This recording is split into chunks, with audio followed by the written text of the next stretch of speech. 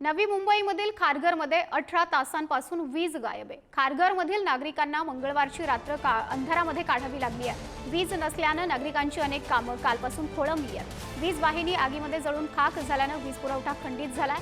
रहिवाशांची महावितरणाच्या भोंगळ कारभारावरती त्यामुळे तीव्र नाराजी पाहायला मिळते आहे।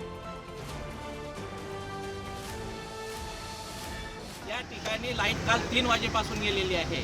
तर त्यांना एक तर पहिला फॉल्ट सापडत नाही। फॉल्ट सापडल्यानंतर त्या ठिकाणच्या यंत्रसामग्र्या ज्या आहेत त्या त्यांच्याजवळ नाही आहे। टूल्स ज्या प्रमाणामध्ये अवेलेबल पाहिजे ते टूल्स त्यांच्याकडे नाही आहेत आणि त्यांचं जे मनुष्यबळ आहे ते कुशल नाही आहे। या MSEBनं या ठिकाणी कोणत्याही प्रकारच्या पावसाळ्यामध्ये येणारे जे काही प्रॉब्लेम्स असतील इलेक्ट्रिसिटी त्याच्यासाठी सामान्यासाठी ते त्यांनी ती व्यवस्थाच केलेली नाही आहे। त्याच्यामुळे आमचं म्हणणं आहे की MSEBनं अशा प्रकारचे जर कुठे काही हे होत असतील शॉर्ट सर्किट होत असतील तर ते लवकरात लवकर रिपेअर केले पाहिजे।